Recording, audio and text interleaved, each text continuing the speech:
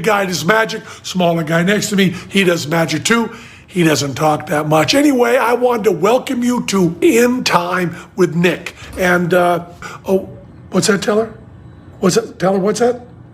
Oh, yeah, yeah, Teller wanted to say welcome to In Time too, but his mic is off, like Nick. Love you all. Peace.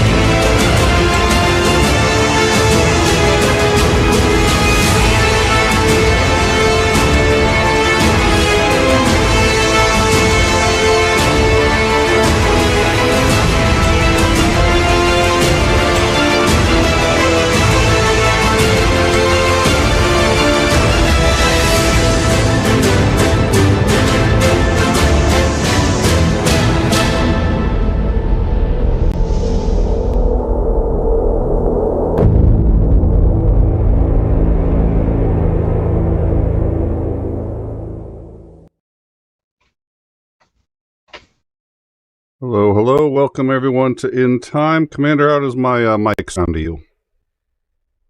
Okay.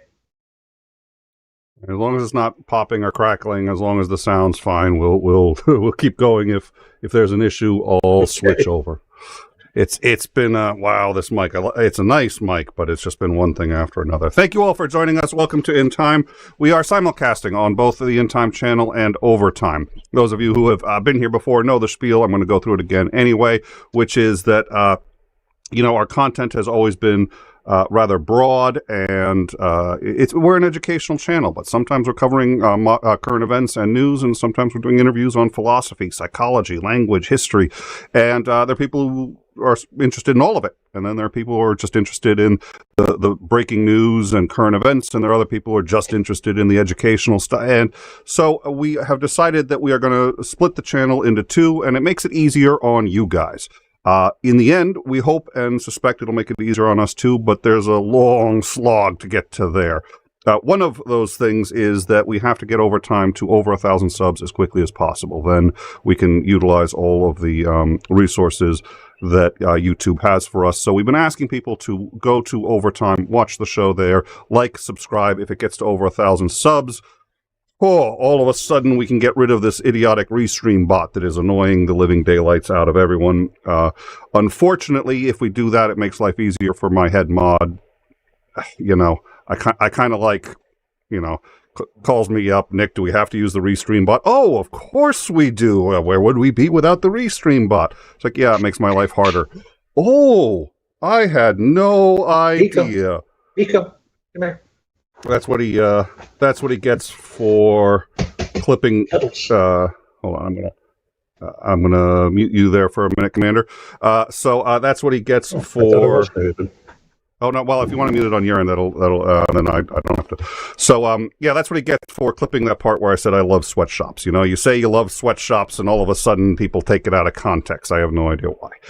Anyway, so, people have really been helping us out. They've been hitting that button, and they've been subscribing, and we're so close to 1,000 now, and it's really because you guys have been making the effort, and I've noticed that, and I've talked about that before. Before the shows start, we get like 6 or 7 likes right off the bat. It really helps. So thank you. If you would like to super chat to today's show, all of the super chats are going to the Vatra Volunteer Organization when Starsky arrives, and we're expecting him pretty soon.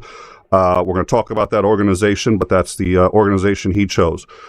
As long as there's a war in Ukraine, as long as Starsky is coming on this show, the shows that he is on, 100% of the super chats will go to to whatever a charity he chooses. That's the one he chose. That's where they're going. So, and we'll talk about that a little bit when he arrives. I did just get a text from him not that long ago. He is on his way home. He is trying to get there as quickly as possible. Told him to drive safely. This isn't worth. He's going through a war zone. He can, get home safely. He said he expected to be with us in about 10 or 15 minutes. So we are expecting him in a short while. I do have some things I can discuss with Commander McMillan in the interim. Again, if you see the Restream bot, all that's doing is it's making sure that people in the live chat, for one, on overtime can see in time, and in time can see overtime, so everyone can talk to each other. Mildly frustrating. We figured it was better that than nobody could see anybody. So that's what we're doing. Again, 1,000 subs, all of that goes away, and it makes our lives a lot easier. So please like, subscribe, and if you like the content, if you like our discussions with Starsky, and I think they do have value, and I hope you find that they have value, share it. That also really helps us out a lot. Yeah, I'm getting a breaking news notification. I'm sitting there going, what happens if they indict Donald Trump right in the middle of the show? The answer to that is we keep going with Starsky, because it's Starsky's an international. We'll wait. But I don't think, I'm hoping the indictment doesn't come today.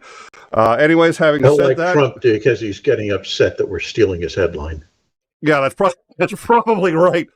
Oh dear Lord. So and somebody did point out, yeah, if you can like and subscribe to both channels, that really helps us out. And the link for the channels is in the description. Also in the description, you'll find a link to the 𝐒𝐤𝐚𝐬 channel. Starsky will be on with them tomorrow. Hopefully I will be there. Hopefully Commander McMillan will be there. They've been really great. They've been, I have no idea what we did to get the blessings of having them be so supportive, but they've really helped us get some guests like Starsky. They've always platformed us and helped us go on, and every time I go on there, I feel so welcome. So I've been very thankful to them for that. Unfortunately, the downside is it does mean on occasion I have to admit that I appreciate Dick Dawson. I try to say that as rarely as possible, but sometimes it's just, in life you have to bite the bullet sometimes, and I think that's the one that's where we're going to go with that. So wait for what happens if Trump gets indicted during the show? You'll have to wait for the cheers to die down before you continue. True. Very, very true. Commander, let's see. There's a number of things that I've written down to discuss. We were talking about Bakhmut earlier.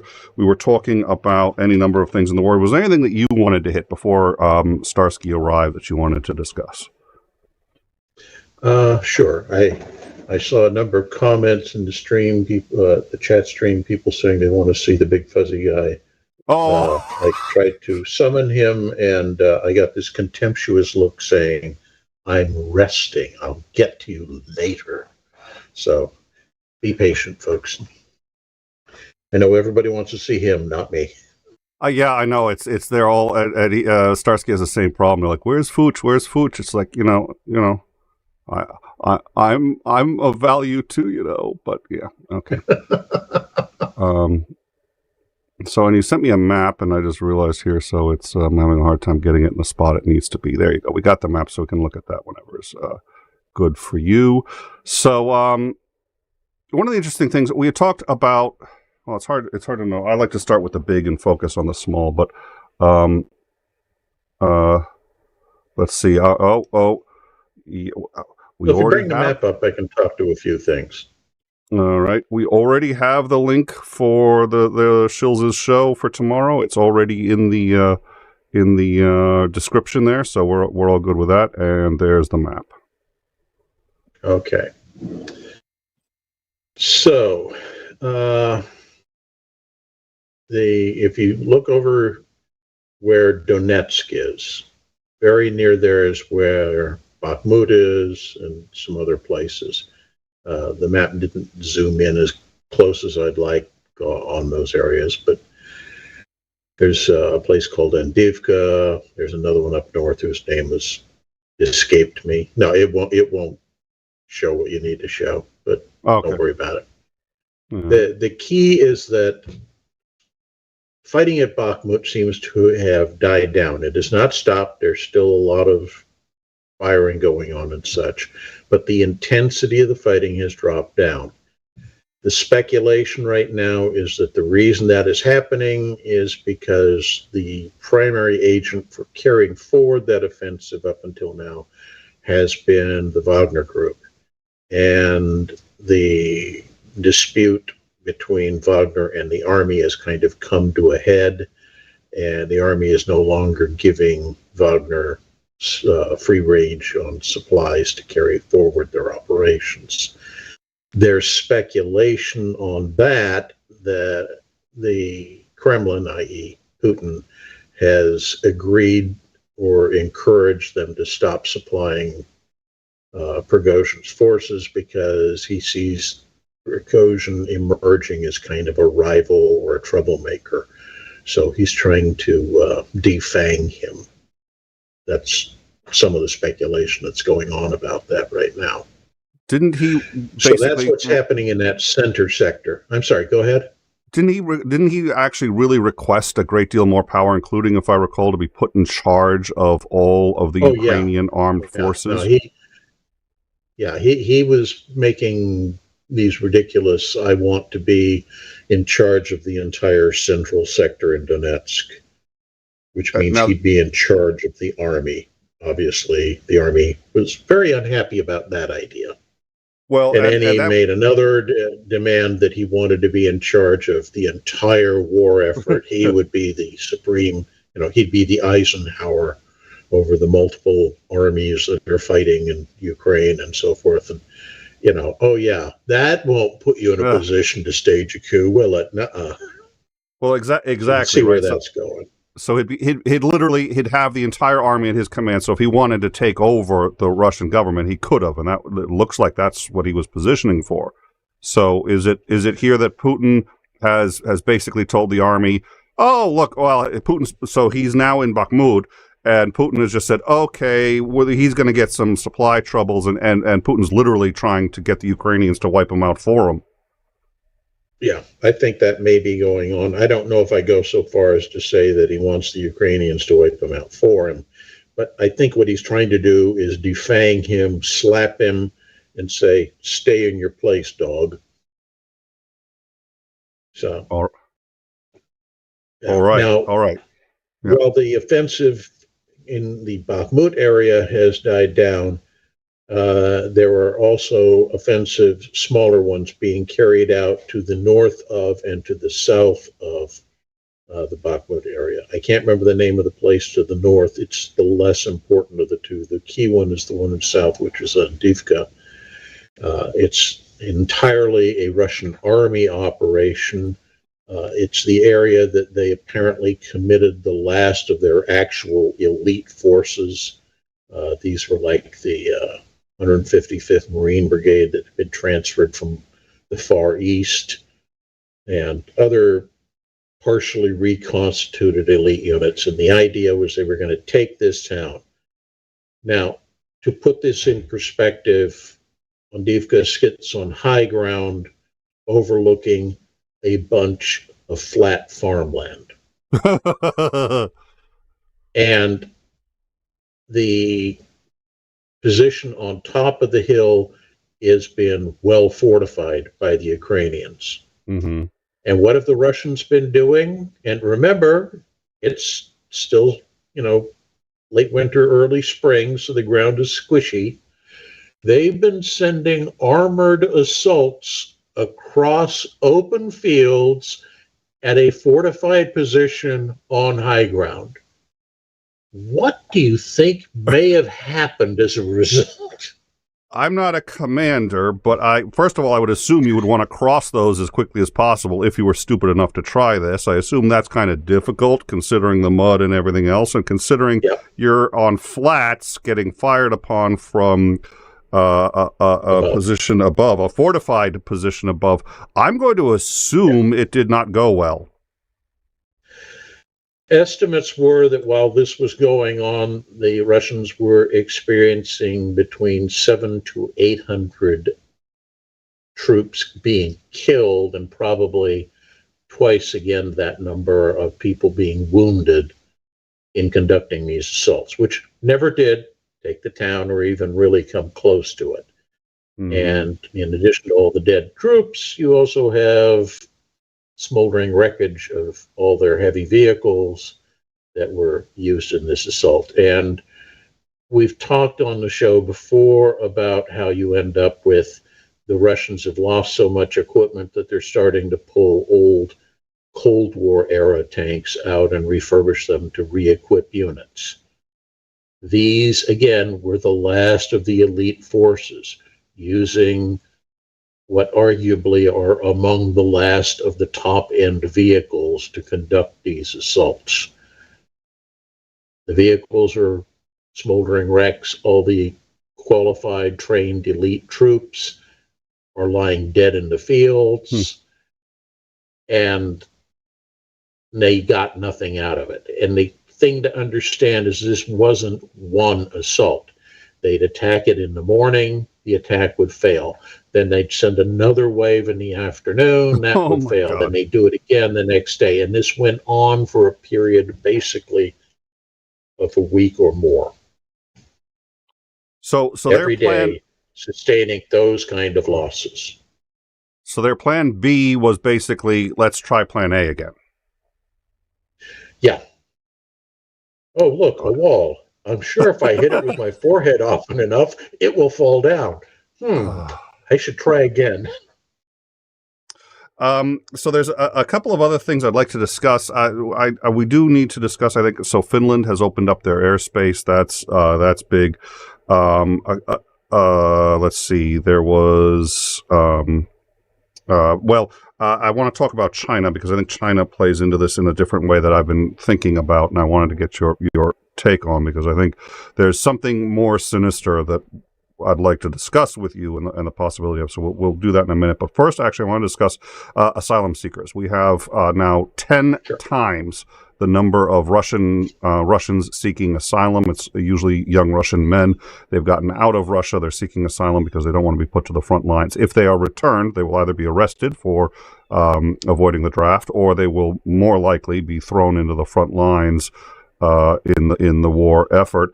And the Biden administration has decided to stop accepting Russians as who are seeking asylum, and has been now turning them back. I think it's to the tune of, I want to say 8,000 a day. That sounds high. It's been a high number. Something like that.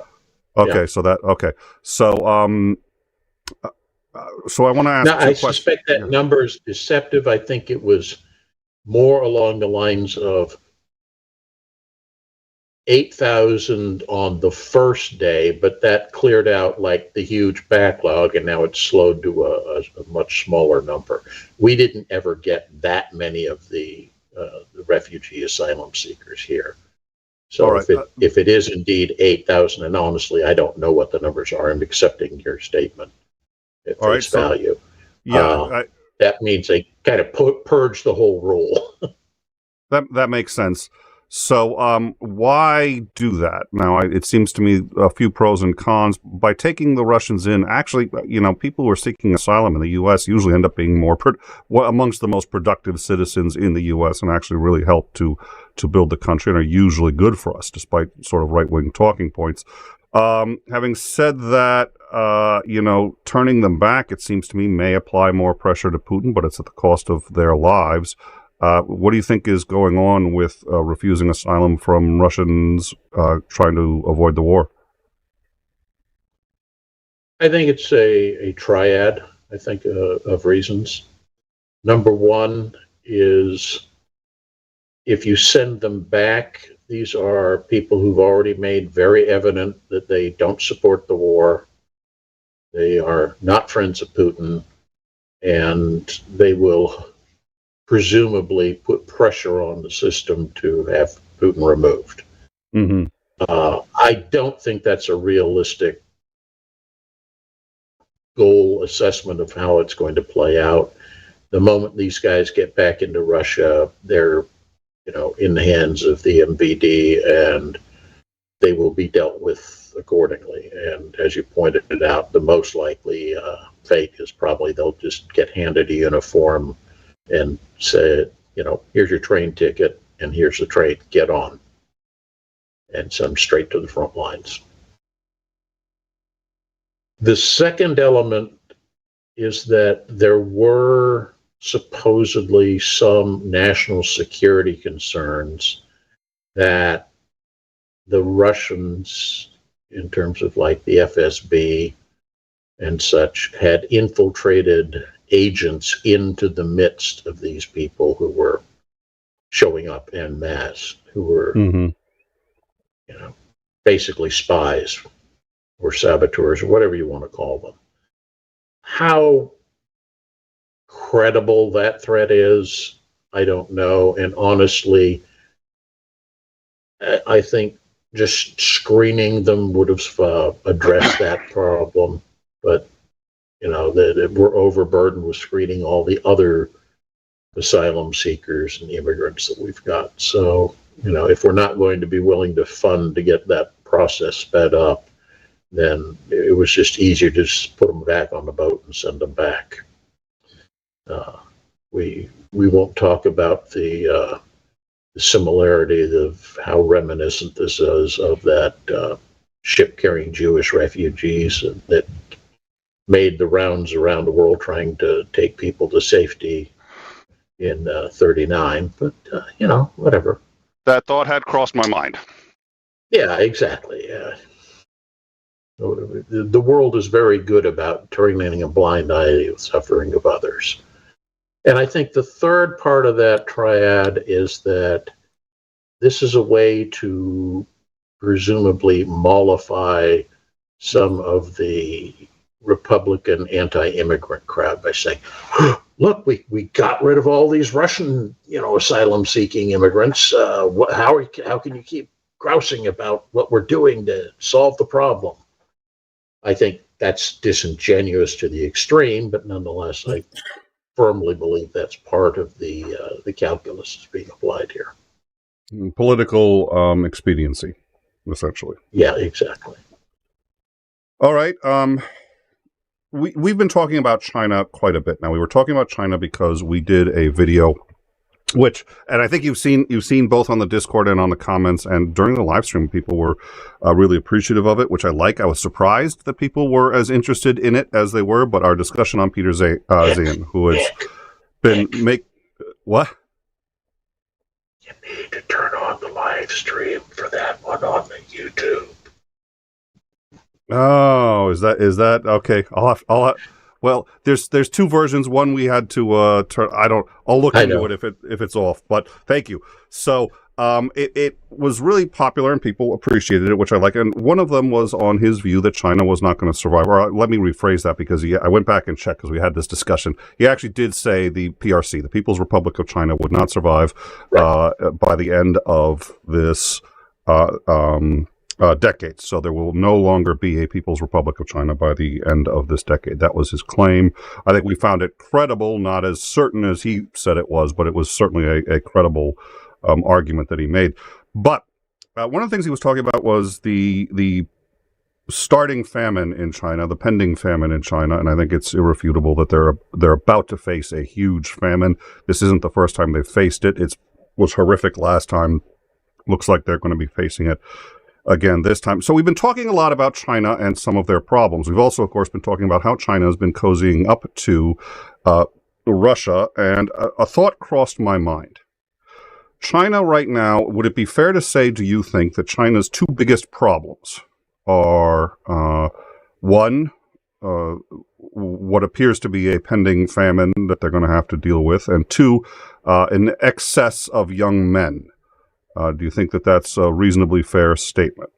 Oh, I see where you're going with this. Yes, I think you probably figured this one out.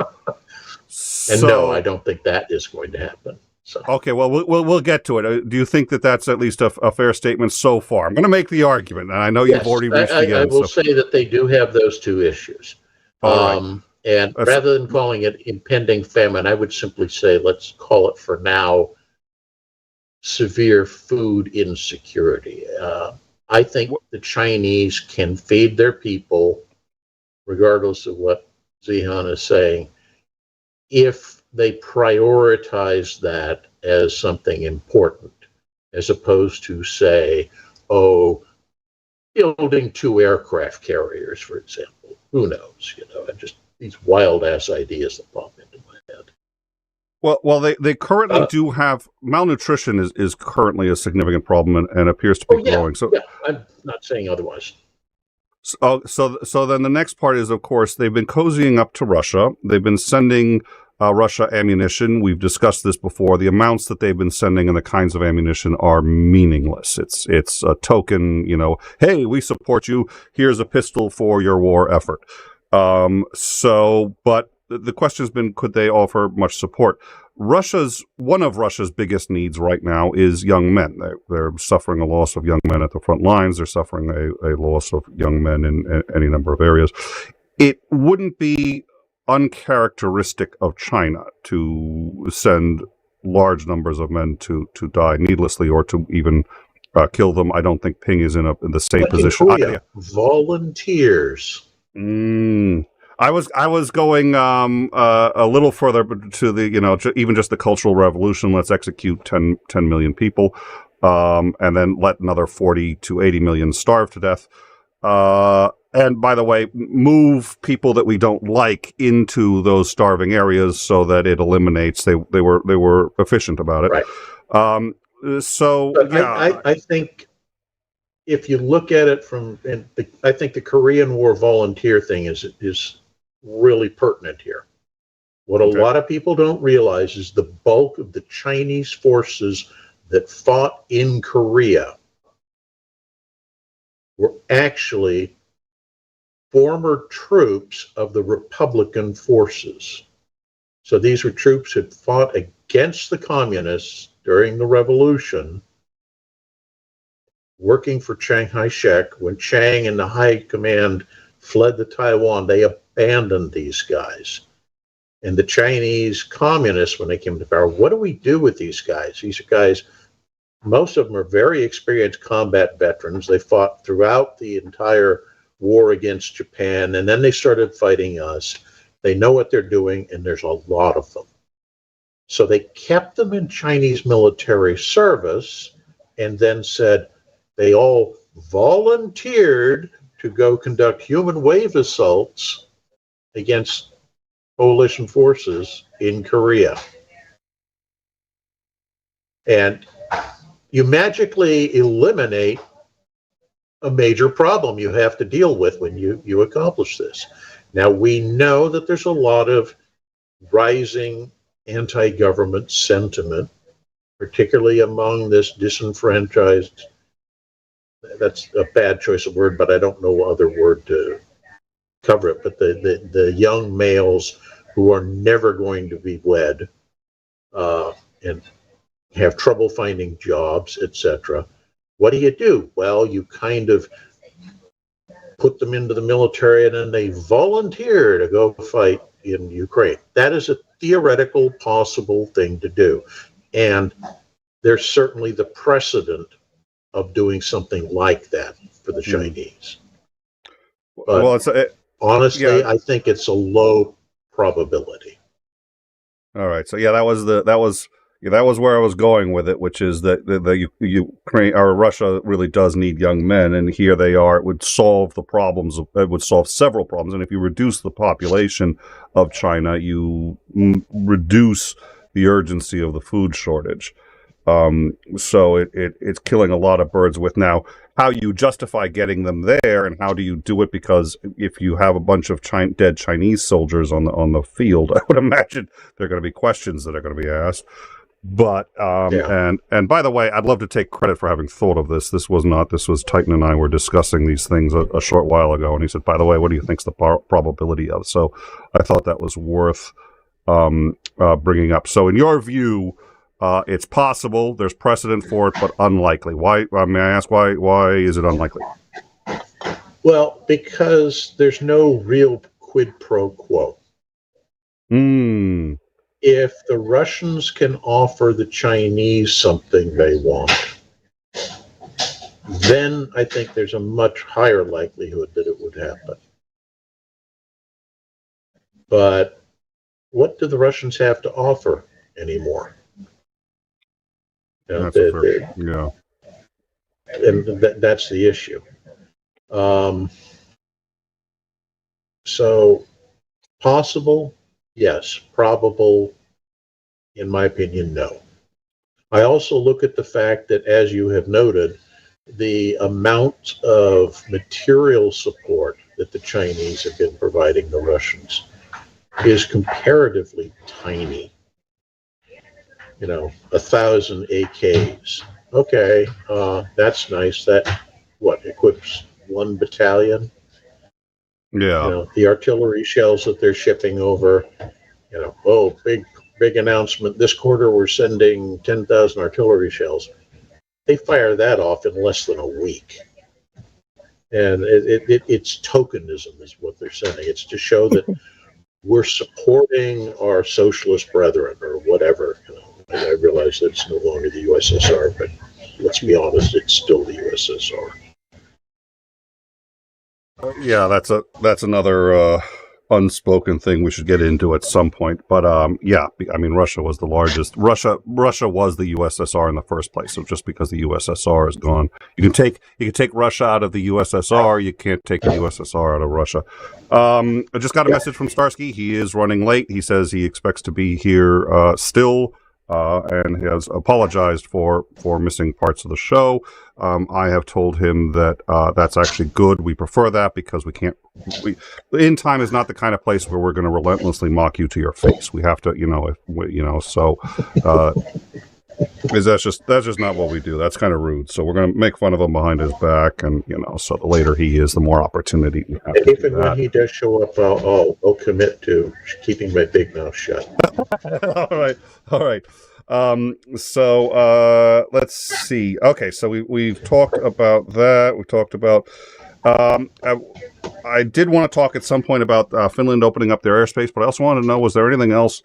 And since normally I like to have him sort of tell us what's been going on in the last week since we had him last, give him an opportunity to sort of fill that out. But I think by the time he gets on, it'll be pretty late in the show. So I'll ask you, what else has been going on this week? We spoke a little bit about Bakhmut. What's been going on in Ukraine this week, and was there anything else that you thought we should know about or discuss? Actually, something that I thought was noteworthy is, and this was yesterday, there has been a significant increase in the amount of fires going across the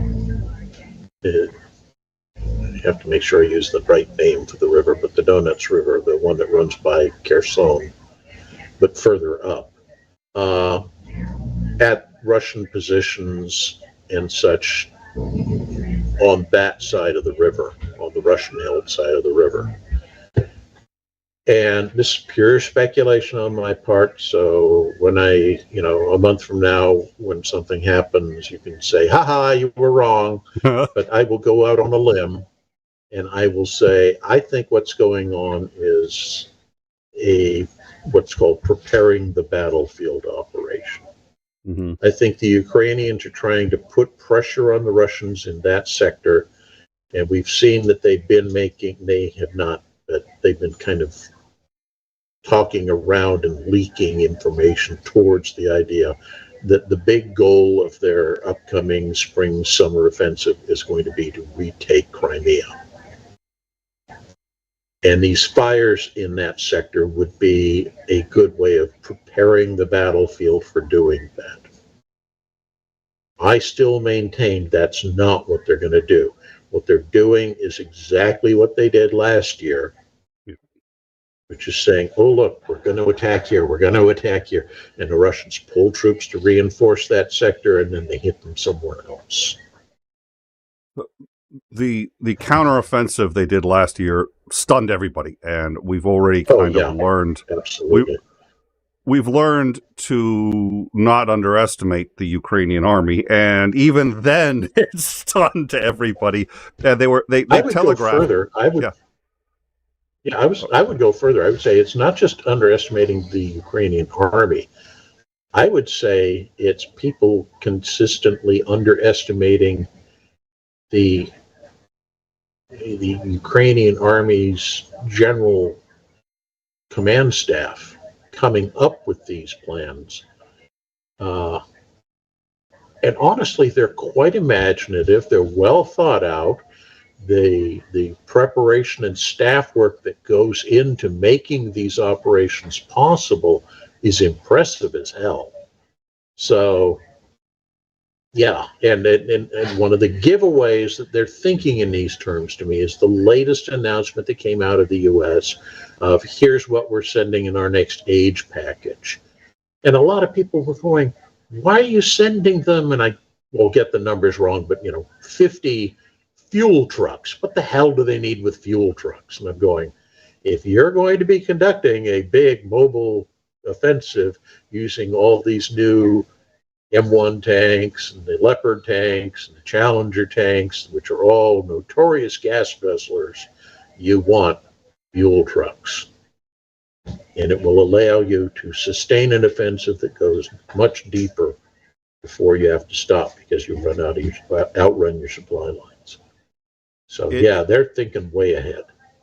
It is when I see Zelensky start to talk about what cities are important to him because of he's passionate about it and the city is important to the integrity of Ukraine or to the honor of Ukraine. I realize that's a city that they're not going to try to liberate because he doesn't care about those things. He cares about what is tactically and or strategically important.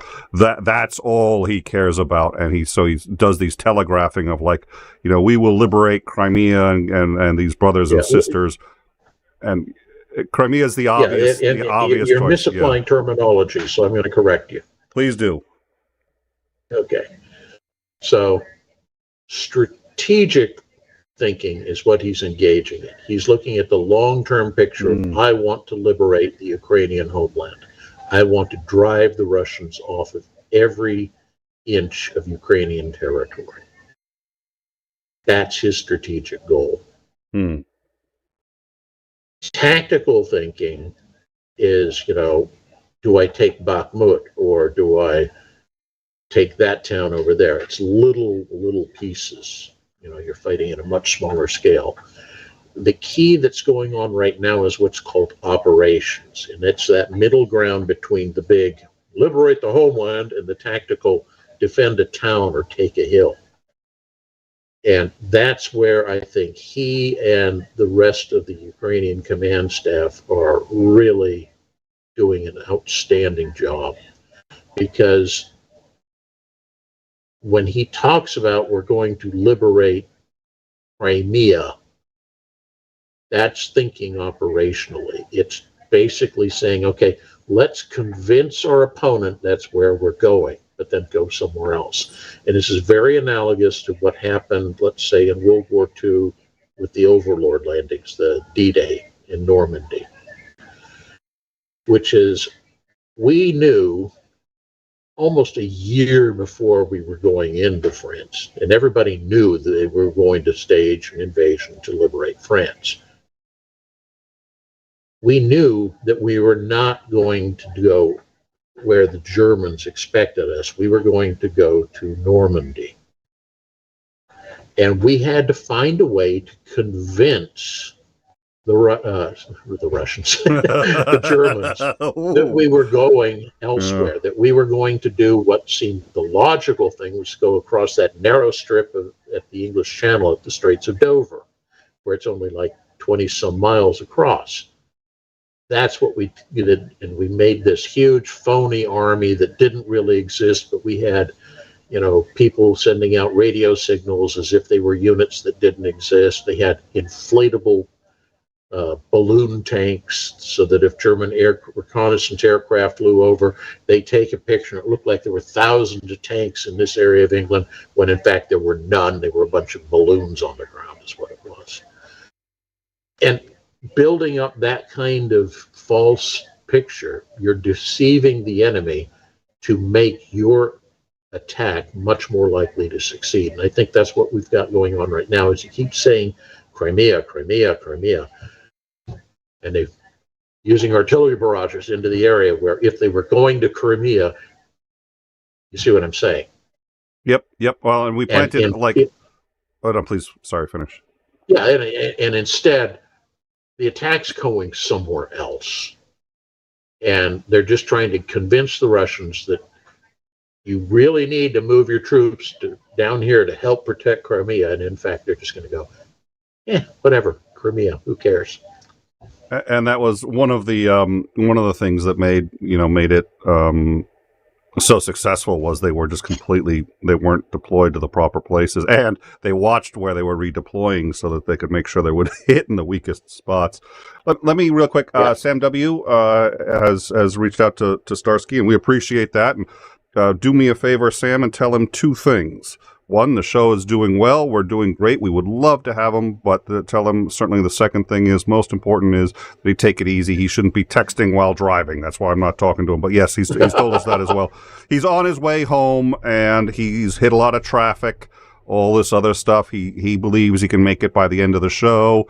That's what he's told us last. I will tell you, I love Starsky, love having him on, but I've noticed that if there is something in his way towards getting to the show, he is overly optimistic in his ability to overcome that. We've had more than once where he's like, I'll be there in 15 minutes, and 30 minutes later, I'll be there in 25 minutes, 25 minutes later, I'll be there in an hour. It's just like, okay. So, and I think it's just, he doesn't want to disappoint, which I sincerely appreciate, but I also want to make sure that he's he needs to be focused on driving. He's got an update. If he injures himself in like a texting accident, especially texting with like in time, I'm going to be really fucking pissed. It's like, dude, he's in a war zone, and it's no, he needs to stay safe. We rush hour in Kyiv takes on an entirely new challenge. Yeah, especially if missiles are coming at you. I had to get out of my car and take shelter from missile inbounds twice. It wasn't a bad commute, but. The next time you get pissed because the driver in front of you stops short, just remember, when Starsky's in traffic, he's just like, okay, there's rockets. Where are they coming, and where can I go to try to avoid? And we've shown it is a little. We're making fun of it, and I guess it's laugh or cry in these situations. But there's that one of the videos I find most impressive is a dashboard cam. This guy just driving in Ukraine, and all of a sudden, and you actually see the bombs fall. You actually there's like 2 frames of the bombs as they hit and land, all in front of them. It's just like, and then you just see you see the car stop. And then you see it start to back up and turn around. Well, I still got to get home for dinner, so I'll just take a side road. That's the traffic Starsky has. So, you know what? We appreciate it. And again, it doesn't matter whether he's on or not. This was a Starsky show, any Starsky show, whether he makes it or not. Super chats will go to the Vatra Volunteer Organization. We're gonna take care of that, and we're so appreciative of the fact that we get to talk to him.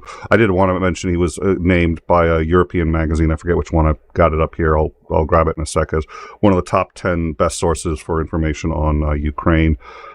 So we're delighted to be able to have him, and we do our best to be understanding of the fact that he is in a fucking war zone right now. So he's not always available, and right now. This was something we anticipated too, and we said this a couple months ago. His availability is going to become less, and the reason is things are about to move. They're about to begin on major combat operations. It's getting to be that time of year. His commanders are going to want to be talking to him more frequently. He's going to be late, and we try not to run too late when we have him on because he also needs his sleep, and the hours here are late. So my hope is, I'd love to say hi. So my hope is we get at least 5 or 10 minutes with him, and he can come in and just tell us what's going on. We will see. But anyway, Sam,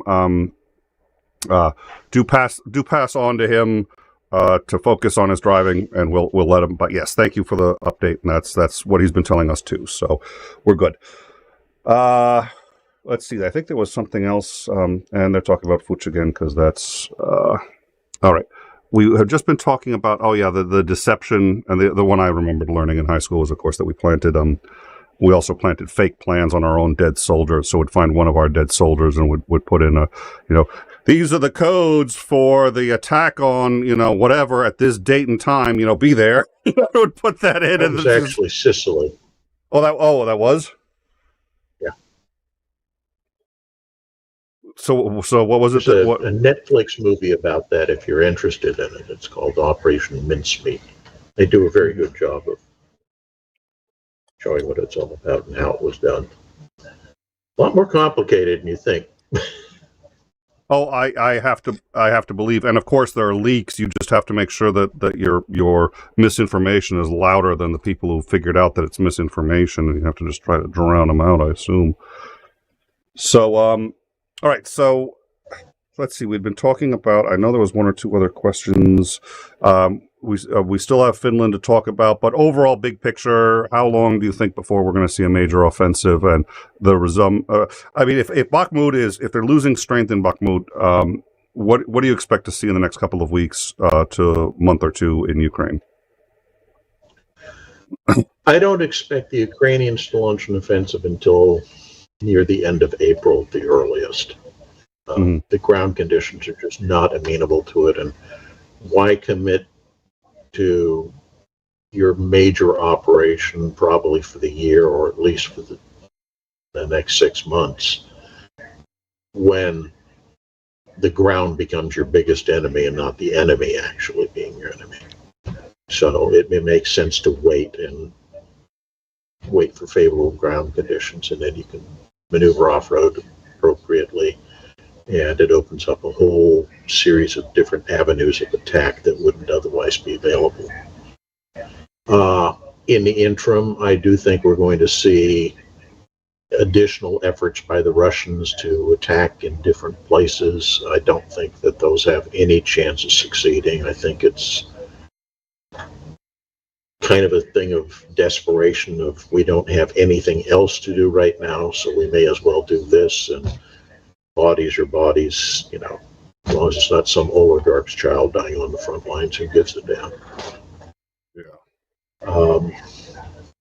I do think we'll see small level actions, again, all part of this prepping the battlefield thing. Now understand, that does not mean every one of these kind of attacks, these small level attacks you see, are deception operations. They can also be things like probing attacks to determine where the enemy positions of where we're actually going to launch our main offensive, so we can either go around them or neutralize them with artillery fire before we begin the attack. Maybe seizing key bridges to enable your offensive to move much faster, that kind of stuff. So it's all part of the preparation leading up to the attack. I think that's going to be going on. There's, sorry. No, go ahead. Well, there's rumors that, I was going to slightly change gears. So, I mean, if there's something else that you think, a prediction that you want to make, I also had heard that inside the Kremlin, the war crimes charges brought against Putin and the head of the Department of Child Services has actually shaken people in the Kremlin quite significantly. Maybe not Putin himself, but they actually have everybody in the Kremlin concerned, which was part of the reason, and that's why, and I think you would point it out, that's why the fact that Putin was indicted isn't the news. What's the big story is indicting the person under him who was involved in the kidnapping of all the children, because it's saying, sorry guys, if you are involved in this in any way, it doesn't matter if you were getting orders from Putin, we're going to hold you responsible, and they don't have the protection Putin has. So what do you think about the... It has ramifications beyond that, which is that once the conflict ends, the door opens to all sorts of other war crimes, crimes against humanity, charges against other senior Russian officials. And, I mean, it could extend to the pundits on the TV shows that are, trying to rile up the Russian people, because that's no different than trying Joseph Goebbels for what he did. And it's basically putting that oligarchic class on notice that the longer this goes on and the more you piss off the world, the more likely many of you are going to be spending substantial periods in jail. So you think it has had that intended effect of rattling? You suspect that's accurate reporting of because this is just sort of what we've heard is that it seems to have rattled people inside. Oh well, I'm not saying it's going to be the cause for a grand coup or revolution or something. I'm just saying it's adding fuel to that fire of how long do we really want to see this nonsense continue?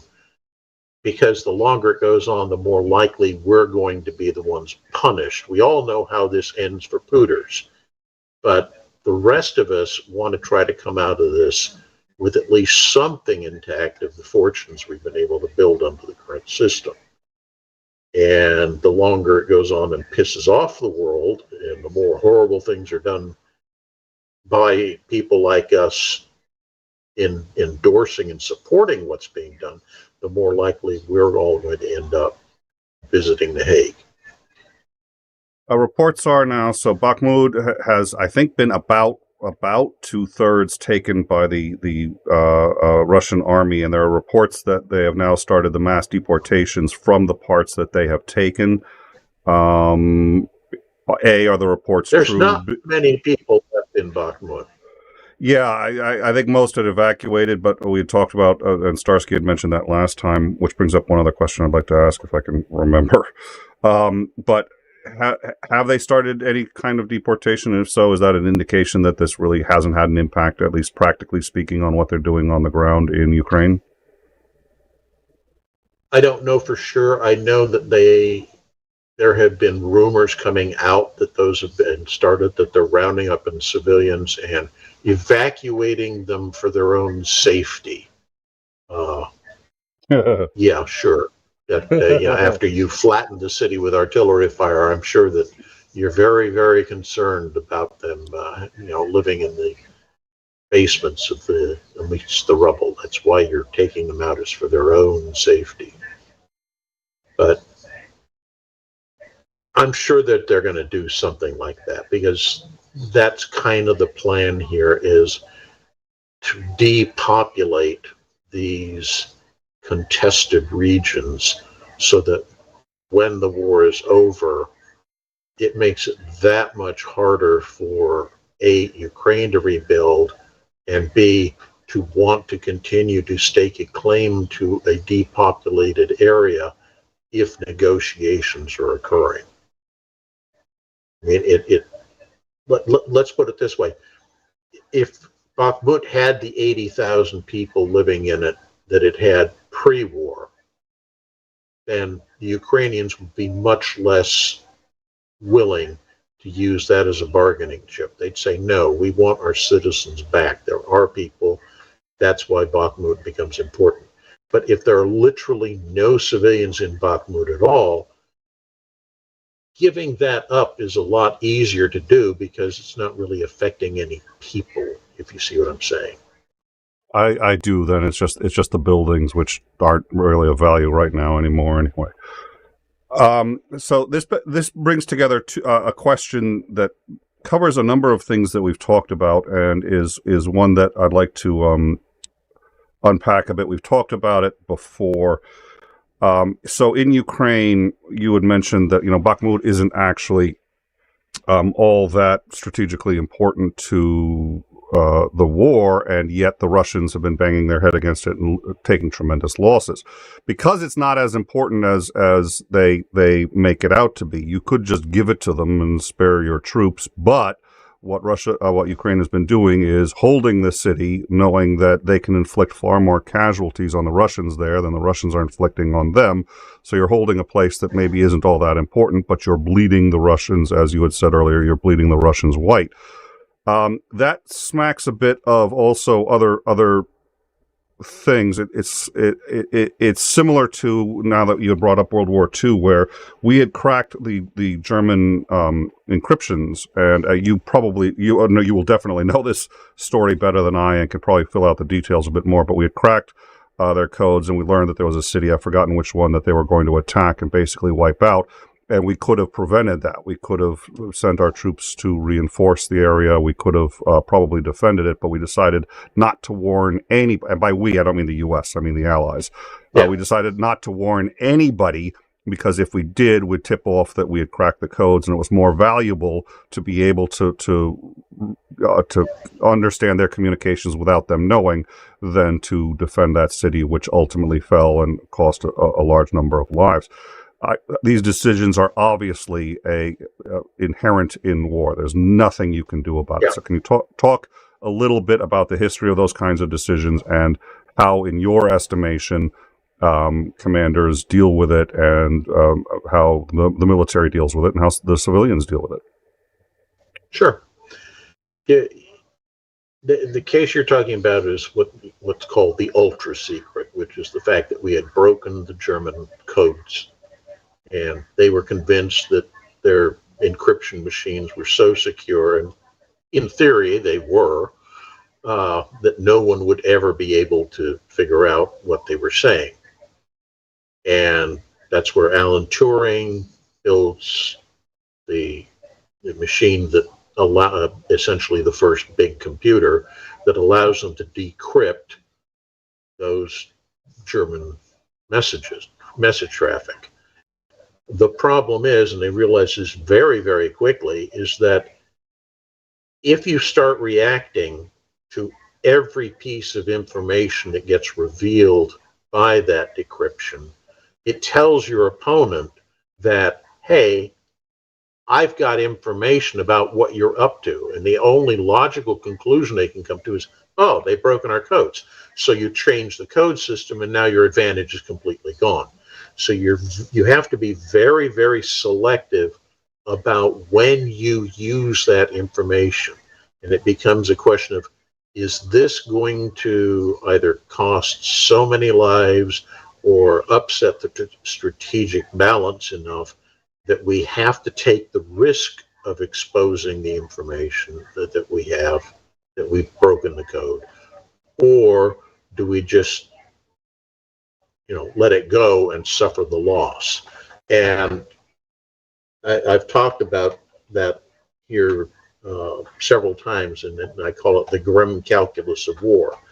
And it's not just those kind of decisions having to do with code breaking, but it's any kind of situation where, do I send this unit to this position knowing full well that the bulk of the enemy's offensive effort is going to hit that position and overwhelm and destroy that unit, and I'll lose 500, 1,000, 10,000 men by doing that?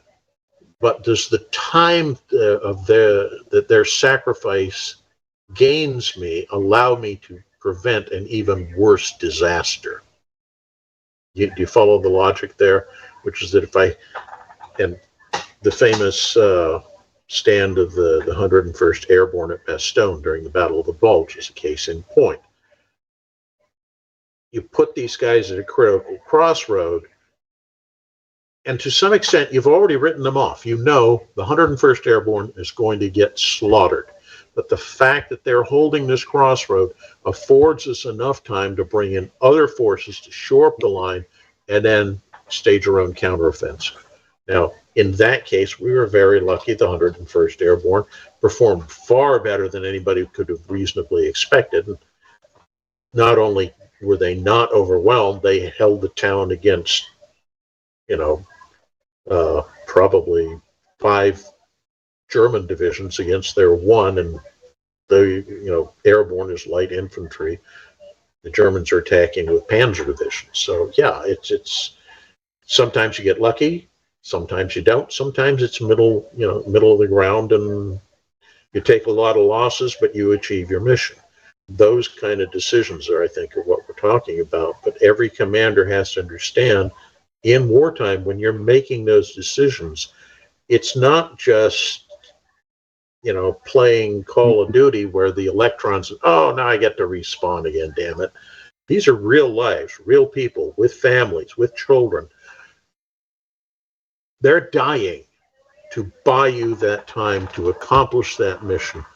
And it takes a unique, kind of personality and person to be able to make those tough decisions without sacrificing your humanity, without forgetting what it is you're doing by making these decisions. And I think to some extent that's the difference here. I think the Ukrainian High Command knows exactly what they're doing. They realize that the troops that are holding Bakhmut are suffering unbelievably. But holding that town is important enough for them that they're willing to suffer that cost. They understand the cost is high, but there is a cost, and they know that. Conversely, you look at the other side of the coin with the Russians, particularly with the Wagner group, who's been doing much of the fighting there. It's like, they don't care. These are people we got out of the prison system. They deserve to die. Just send them off and probe for weak points in the line, and then we'll try to take those and send in our better troops to hold them. And you just, and you look at this and you go, in some ways, that's almost the actual definition of evil. It really is. It's like your life and the lives of thousands of other people like you has precisely zero meaning to anyone.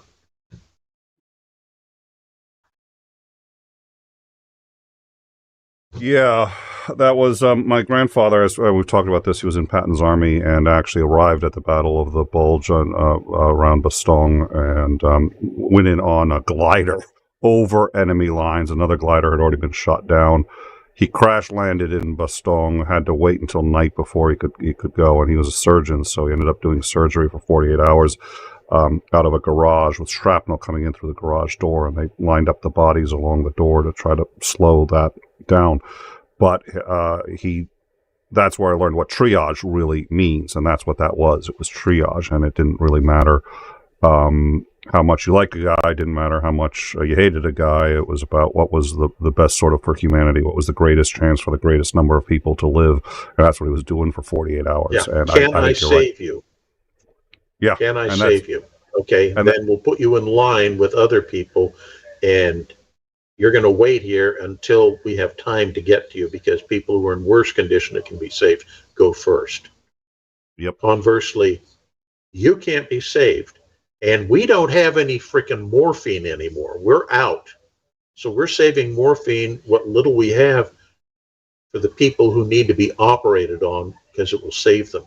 You're not only going to die, you're going to die in agony, and it may take hours for you to die, but we have to make that decision that way for the greater good. That's the kind of thing. And it brings up a discussion I recall on ruthlessness, where it's like ruthlessness is normally thought of as always evil, and it's not necessarily, because when you're facing a patient who, if you don't take his leg and take it right now, he's going to die. So you got to save his life by taking his leg, but you got to do it without morphine. You got to do it without any anesthetic, and it's going to have to. What are you going to do? And that kind of that's again the calculus. So give me 1 minute. What I want to quickly do is I want to thank everybody for being here. Starsky has not yet shown up. He is battling traffic. I probably shouldn't have actually said that, but at any rate, he's on his way, and we're gonna end things in a little bit. So even if we're not just gonna keep going, just so that we can say hi to him as much as I'd like to. Besides, at some point, we know, given the hour in Kyiv, he's going to need to get some sleep. So, but before we start to wind things down, I want to remind everybody we are splitting the channel. If there's a link to Overtime, it's pinned at the top of In Time, and many of you are on Overtime right now. If you like, subscribe, and share that content, it really helps us out. We only need about 250 more subs, and our goal there is complete, and that makes life a lot easier on us. And we're going to not do the simulcasting nearly as much. Overtime will be able to sort of thrive on its own as a channel. It's an in-time channel. It's just going to have educational content that is a lot more evergreen. We're going to be talking philosophy, psychology, stuff like that. In time is in time. It's what's happening right now. Politics, culture, so on and so forth. So you can subscribe to both, subscribe to one, but once we get Overtime up over 1,000, it makes it a lot easier. So many of you have been doing that, and I wanted to say thank you. And my hope is we can get that up over 1,000 within just a couple of days. But that takes everybody, really helping us out and smashing that like, subscribe, and the share buttons. So please do that, and you'd really be helping us out. Our Discord, a couple of you have already joined the Discord in just the last few minutes. Come on in, check it out. You can talk to Commander McMillan, ask him some questions. I know the biggest question everybody has is, why haven't they seen enough pictures of his dog? I'm sure he would be happy to supply those on the Discord, but on the off chance that you would like to talk to him about something like Ukraine or anything like that, he's been very nice and answered us questions about that too. So come on in, join us on the Discord. We are following what's going on with Trump, obviously, and we are prepared to go live. We anticipate that he will be, I keep saying impeached. He will be indicted. It's just sort of a question of when. So we're just sort of holding on that, and we're holding on a couple of other stories. I think it's going to be an interesting week. So that's what we're doing. So let's see. We were talking about that sort of grim calculus, and I don't know why I find that so fascinating. In part because my grandfather had to live through that, and hearing him discuss it. In part because it does make intuitive sense to me, but it's also one of the things that I've noticed is so many people, it's a sort of a difference between an emotional reaction and a just very cold intellectual reaction, which is, I know what is best. I'm going to do it regardless of, any suffering that is in the way of doing it.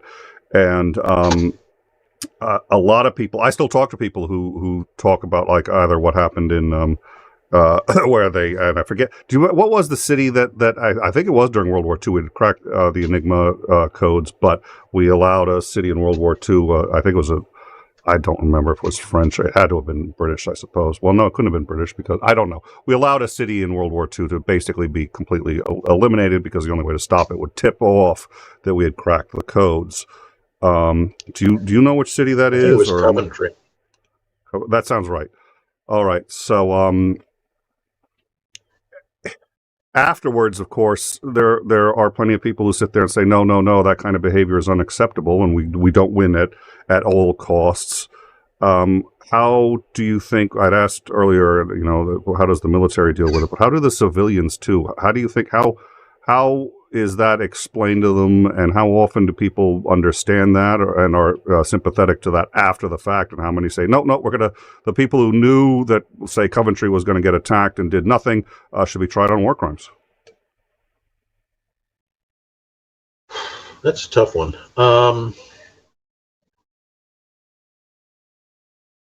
Let me pause for 1 second. It is a delight. Sure. It is a delight to hear you say that, because it's not easy to ask a question that you have to think about to answer. So,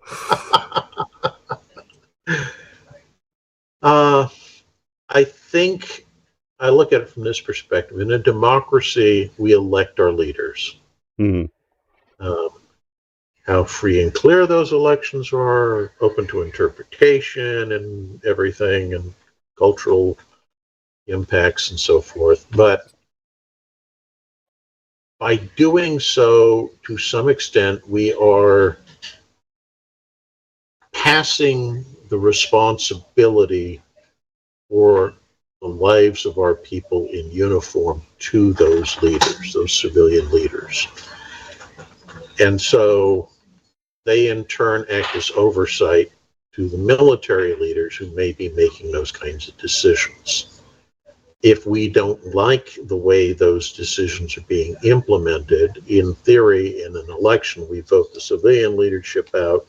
The new civilian leadership that comes in gets rid of the generals that they feel are not doing their job appropriately.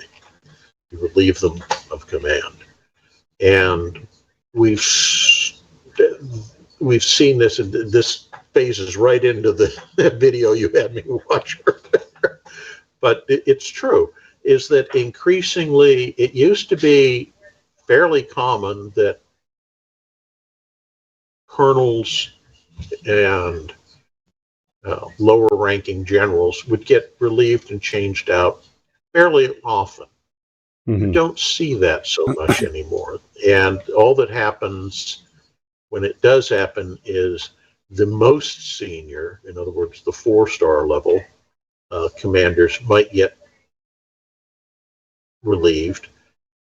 And it's, I think, more because it's a way of deflecting the political impact for bad decisions off of the civilian leaders who made those poor decisions onto some military leader, because they know that for the most part, the military will just shrug and say, okay, whatever, you're in charge.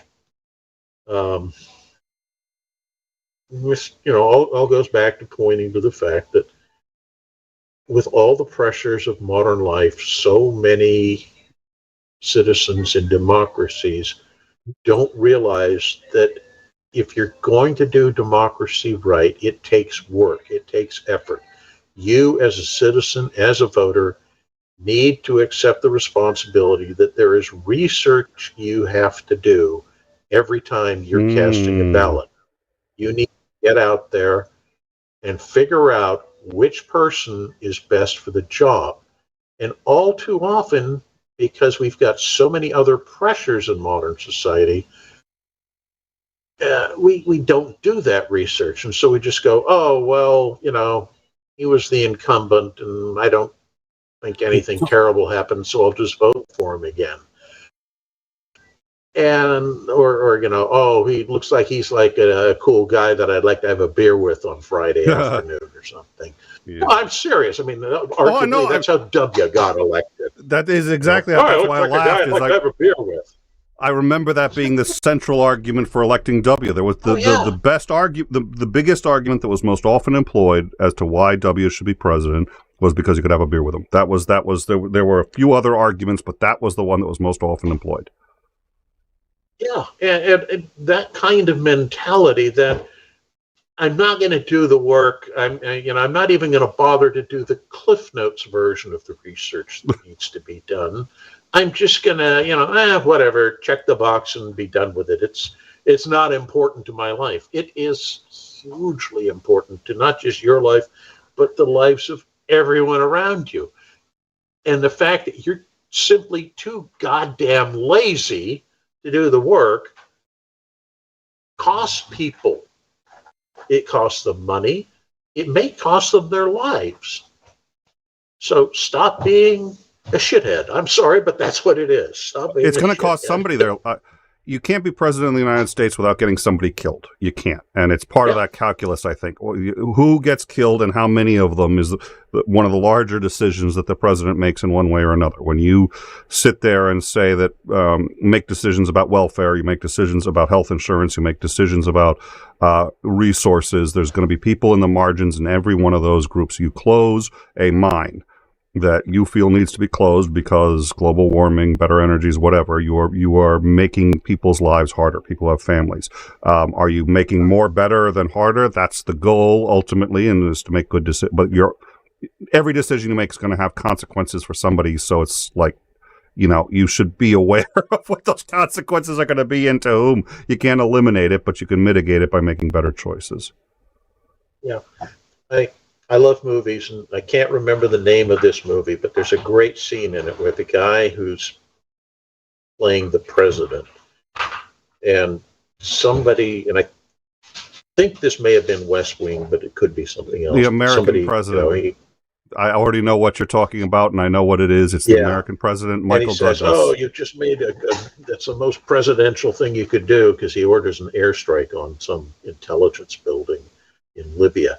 And he turns around, and I'm getting choked up now, but the first time I saw it, and I burst into tears because it's so profound. He says, no, that's the least presidential thing I could ever do. I just ordered the death, basically, of a janitor who's never even heard of any of what's going on. He's just cleaning an office building in Tripoli somewhere.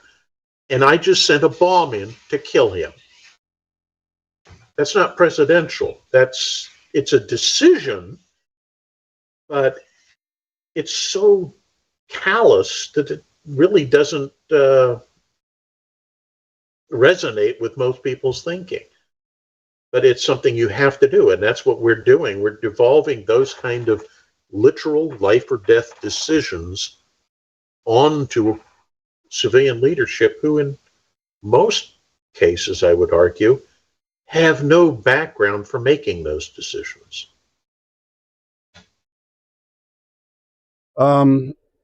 So what I'm going to do is, because I know, first of all, you and I had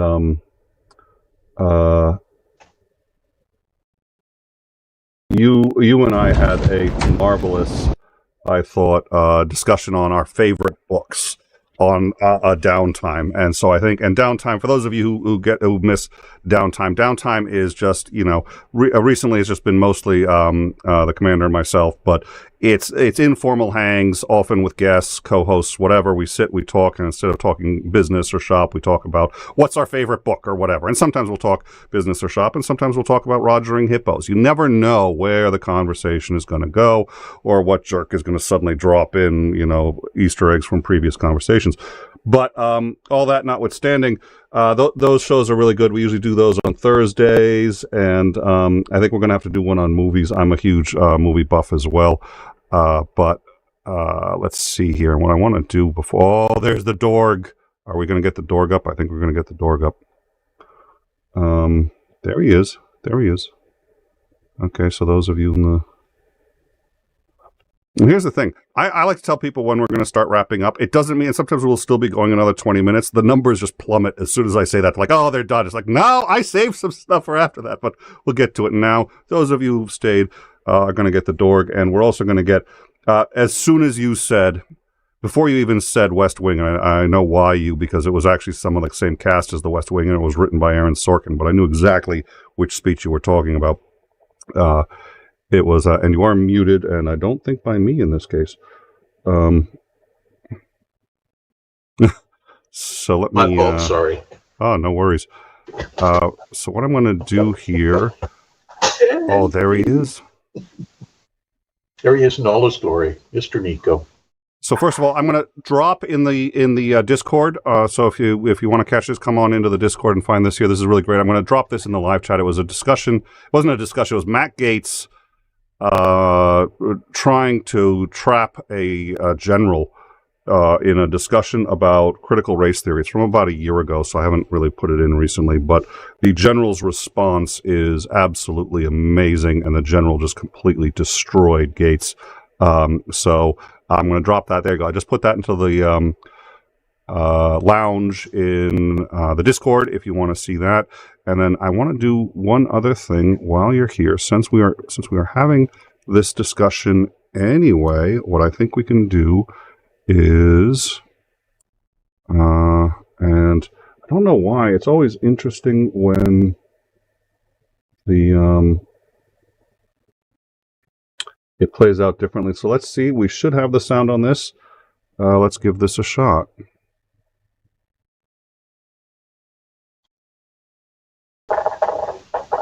Yeah. Still gets the time. Well, you and I, sir, will have to have a discussion about movies in general. But Aaron Sorkin is one of my favorite just writers of all time. Script writers, screenwriters, I don't think they get enough credit. But he's knows what he's talking about. Yeah. Any final thoughts, sir, before we go? You've mentioned it several times, and we've never gotten to it, so I want to address it right now. Finland! I feel like bursting out in song from the Monty Python thing. Finland, Finland, Finland. Place where I most want to be. Okay, so the Finns have agreed to allow NATO aircraft to overfly their territory for the purposes of intelligence collection. Mm-hmm. So the missions we're talking about, I mean, it could be a drone like was up down over the Black Sea recently, could be ESM aircraft like, Rivet Joint or whatever, and they fly a pattern up and down that border. They're just listening in on what the Russians are saying on their radios. Being able to get into Finland to fly in that area, which we've never had access to before, could give us a whole range of new exciting information that we can use to exploit. And you have to understand, this isn't going to be tactical level information like we're probably providing to the Ukrainians right now about yeah, the ammo dumps over here, and we know the 23rd Guards Brigade is going to be going through this intersection at this time, so you might want to put artillery shells on that intersection then, that kind of stuff. In this case, it's like just seeing how the Russians react to you going up and down that border. You find out where all the little border watching stations are, probably find out where all the air defense radars are, see if their air defense radars up in that sector are the same kind of radars that they're using in other sectors or in Ukraine and that kind of stuff. So it's all part of big picture building. So it's enormously useful to have it, but does it change the situation of what's going to be going on down inside Ukraine right now? Probably not. The other thing that I thought was interesting that came out recently is an announcement that the 4 Scandinavian nations have agreed that they're going to essentially merge their air forces together and start operating as a unified air operations group. This is interesting because, at least for right now, all 4 of them are flying different aircraft. So there's a challenge of maintenance and doctrine and speed and everything else that's involved in trying to make it work. But we know that eventually, right now, only the Norwegians are flying the F-35. We know that the Danes and the Finns are also in the process of finishing up deals where they will acquire them. I suspect Sweden will not transition to an F-35 simply because they have their own aircraft industry and have been for a long time producing their own very good quality fighter jets and such. They're certainly not going to want to undermine their own industry in doing so, so they will probably operate their own aircraft. But it's an interesting decision, and it shows that, once again, strategically, Putin blundered enormously by starting this war, because Finland and Sweden were never part of NATO, and now they're both trying to join NATO, and they're already, even before joining NATO, integrating their militaries with existing NATO countries in Denmark and Norway. So, yeah, this is a really great way to make yourself more secure, is by building a giant cooperative defense alliance against you on your border. Let's assume for a second, which looks like now isn't going to happen, but let's assume for a second a country such as Turkey vetoes the joining of NATO. I assume NATO would still be interested in helping all 4 of the Scandinavian countries to merge their air force, because in the end it will benefit NATO more than not. Yeah. The other thing is you end up with a weird situation where you could have overlapping alliances. So you could have NATO, and then you might have, Scando or whatever. That's what I was going to say. But, and Norway and Denmark would remain within NATO, and any attack on them would be grounds to invoke Article 5. However, it would mean that an attack on Finland or Sweden, if they weren't members of NATO, would not invoke Article 5, but might draw in the Danes and the Norwegians to helping support those countries. Now, it's bizarre to say this, but there's some historical basis for that. In 1939, during the Russo-Finnish Winter War, the Swedes sent something like 5,000 volunteers, all of whom coincidentally happened to have Swedish Army training and Swedish Army uniforms and Swedish Army equipment, to go fight against the Russians.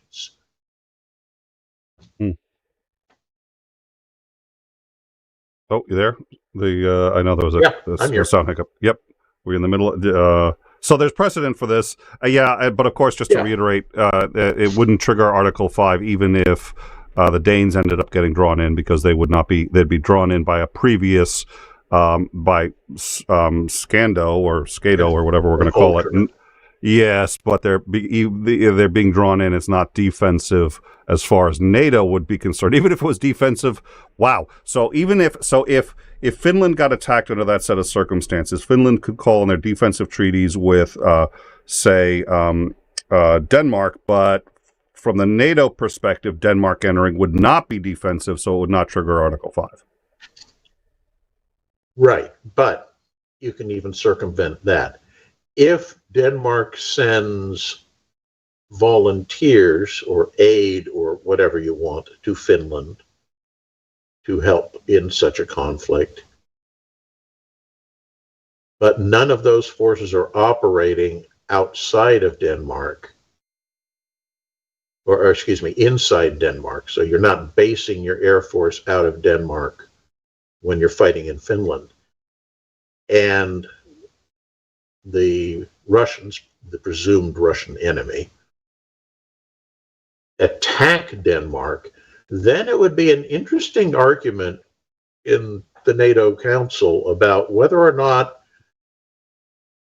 Denmark had been attacked and could invoke Article 5 or not. So you end up with some really weird legal gray zones. All right. Well, so on that note, one final thing. So we missed Starsky. He was not able to make it, but he was good enough, and he was letting us know as he was trying to come in. We are expecting that he'll be on the Shills. The Shills is channel. I've known Dick actually for quite some time. We've traveled in similar circles for quite a while, and a very good guy. Will be on. I assume you're going to try to make tomorrow with the Shills. I'm going to try to make it. Hopefully Starsky will make it. So if you missed us, you can find Starsky tomorrow on the Shills. If you missed him today, also join our Discord, and you can see when we're going to be having him up again. And we're going to be having a few other, I think, interesting guests coming up. So you can learn about that. Like, subscribe, share. As always, that really helps. I will say this about the Shills.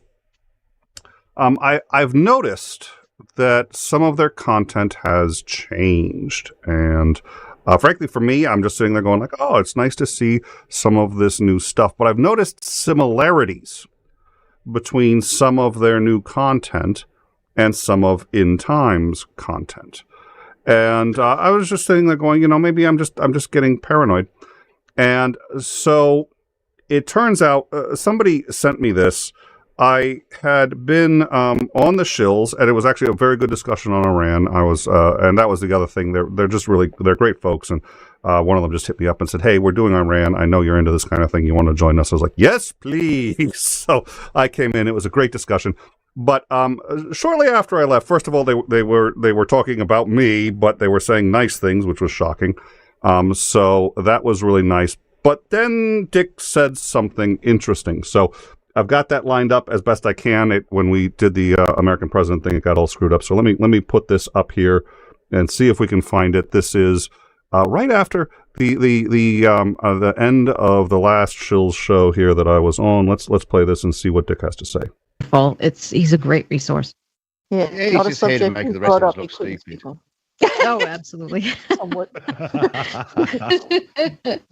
I Although couldn't even begin to scratch the surface of what that man knows. It's incredible. It's just But it's great though, because you can bring up a It subject as we do often, and he's always able to weigh in, and we can actually have the conversation. So I enjoy talking with him a lot. Oh Yeah. my gosh, it's amazing. I could listen to him all day. He's never surprised. And sometimes no I matter do. I binge him.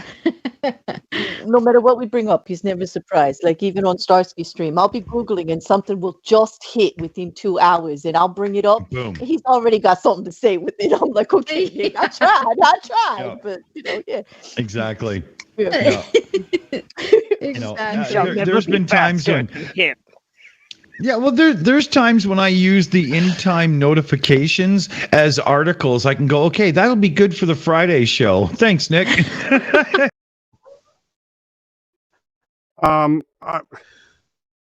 Just because I'm not there doesn't mean there aren't other people watching, Dick. Some of them friends of mine who might say, you may want to. So at least now we've solved the mystery of the dramatic increase in quality of shows on the shills, and we know where he's getting his sources from. Having said that, wait, what? Hold on. No. We're live. No, I'm not going to mention that we get all of our guests from the shills. No, I'm not going to do that. Why would I do that? That's a separate issue. Can we talk about it later? It's a separate issue. We'll talk about it later. No, I'm roasting Dick right now. We'll talk about it later. No, I'm muted. I'm going to unmute and then we'll have that discussion. Okay, great. So as I was saying, the audacity of that man to just be trolling the in-time Discord to find, it's like you do the best you can. You think you're friends with somebody, and it's just, oh God. Thank you so much, Commander, for joining us. It was we have a number of guests that we bring on who really know their shit on a topic, but are kind of dry. And we bring on a lot of guests that are a lot of fun, but don't know squat about anything. And you're just trying to work your way around the fact that they're like, I know what I'm talking about. It's like, yeah, you really don't, but okay. It is so rare to find someone who's both a lot of fun to talk to and knows what they're talking about. So we really appreciate having you on, and thank you very much for coming on. Okay, appreciate it.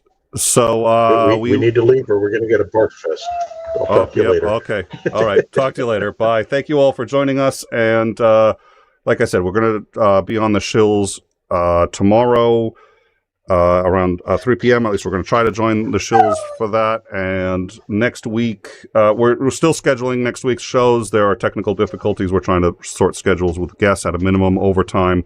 Our downtime actually on the overtime channel on Thursday, Friday, a week from today, Operator Starsky. Hopefully he'll be able to make it. If he can, we're going to have a lot to catch up on. Thank you all for joining us. Please, once again, like, subscribe, and share. It really helps us out.